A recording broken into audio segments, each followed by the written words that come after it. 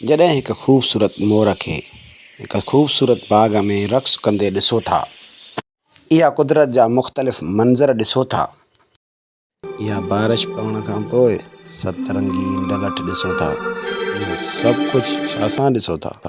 कुदरत जे तरफ़ां अता कयल हिकु ख़ूबसूरत कैमरा याने अखि सां ॾिसो था। जेकॾहिं अखि न हुजे हा त इन्हनि मां को बि ख़ूबसूरत मंज़र असां ॾिसी कोन सघूं हा। इहा अखि छा आहे? अखि हिकु नंढिड़ो गोल उज़ो आहे जेको असांखे दुनिया जूं ख़ूबसूरतियूं ॾिसण में मदद करे थो। रंग, शिकिलियूं, रोशनी ऐं दुनिया जी हर हिकु नज़ारे खे ॾिसण में मदद करे थो। हाणे अचो त अखि जा जेके अहम हिसा आहिनि जेके असांखे ॾिसण में मददगार थियनि था, उन्हनि हिसनि जे बारे में तफ़सीली पढ़ूं। हिते असां अखि जा अहम हिसा कार्निया, आइरिस, प्यूपिल, लेंस, रेटिना ऐं ऑप्टिक नर्व पढ़ंदासीं। हाणे असां कार्निया पढ़ंदासीं। कार्निया हिकु साफ़ शफ़ाफ़ दरी वांगुरु आहे। कार्निया अखि जो ॿाहिरियों परदो आहे। कार्निया अखि जे तारे जे ॿाहिरां परदो हूंदो आहे। इहो अछे रंग जे ॿाहिरां न हूंदो आहे, सिर्फ़ु ऐं सिर्फ़ु अखि जे कारे रंग जे ॿाहिरां साफ़ परदो आहे। हीउ अखि जे अंदरें हिसनि जी हिफ़ाज़त करे थो। उन खां पोइ आहे आइरिस या अखि जो रंगीन हिसो, जंहिंखे असां माणकी बि चवंदा आहियूं।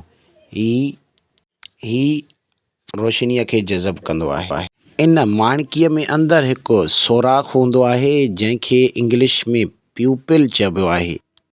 हीअ अखि में रोशनीअ जे दाख़िल थियण जी मेन गेट आहे, यानी हितां रोशनी अखि में दाख़िल थींदी आहे। जॾहिं रोशनी तेज़ थी वेंदी आहे त प्यूपिल नंढिड़ो थी वेंदो आहे ऐं जॾहिं रोशनी हल्की थी वेंदी आहे त प्यूपिल वॾो थी वेंदो आहे।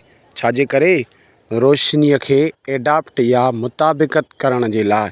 तेज़ रोशनीअ में नंढो इन जे करे थी वेंदो आहे त जीअं रोशनी अंदरि दाख़िल न थिए ऐं तारे खे नुक़सानु न ॾेई विझे, ऐं डिम रोशनीअ में वॾो इन जे करे थी वेंदो आहे त जीअं वधि खां वधि रोशनी अंदरि दाख़िल थिए। पोइ असां अखि जो हिसो लेंस पढ़ंदासीं। ही रोशनी खे मोड़ींदो आहे ऐं मरकूज़ कंदो आहे त जीअं अक्स सही नमूने ठही सघे। तंहिं करे हिन खे फोकसर बि चइबो आहे। हिन खां पोइ रेटिना या अखि जो परदो आहे जेको अहम ॾिसण जो कमु कंदो आहे। अक्स या तस्वीर जेका ठहंदी आहे उहा रेटिना ते ई ठहंदी आहे। Optic nerve USB data cable वारो कमु कंदी आहे जेका अक्स खे दिमाग़ ॾांहुं मोकिलींदी आहे ऐं पोइ दिमाग़ उन खे सम्झी वठंदो आहे। यादि रखो त असांजी अखि अक्स हमेशह उबतो ऐं नंढिड़ो ठाहींदी आहे, पोइ उन खे सुबतो ऐं वॾो असांजो दिमाग़ ई करे वठंदो आहे। रोशनी जे दाख़िल थियण जो रस्तो cornea, प्यूपिल, lens, retina, optic nerve ऐं पोइ दिमाग़। अव्हां जी नज़र ऐं अखि बि असांजे चैनल ते ज़रूरु हुजे। महिरबानी करे लाइक कयो, शेयर कयो ऐं सब्सक्राइब कयो। अखि जी डिटेल्ड स्टडी असां 10हीं क्लास में कंदासीं।